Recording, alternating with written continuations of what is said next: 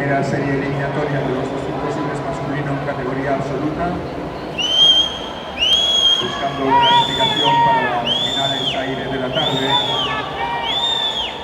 Tenemos 2 series eliminatorias antes de pasar a los 100 metros libres femenino, infantil, junior y eliminatorias del absoluto.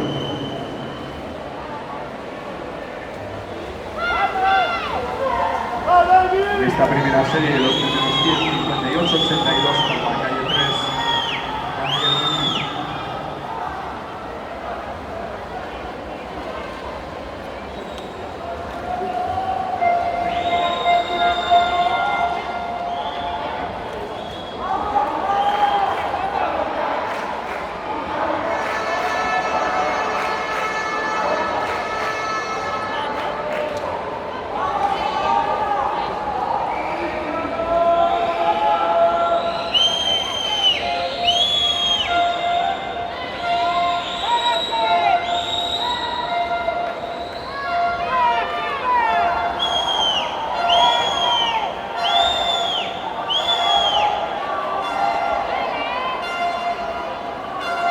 Metros finales para Gaspar Andrade, por la calle 5, termina 1:58:43, 2:02:05 3.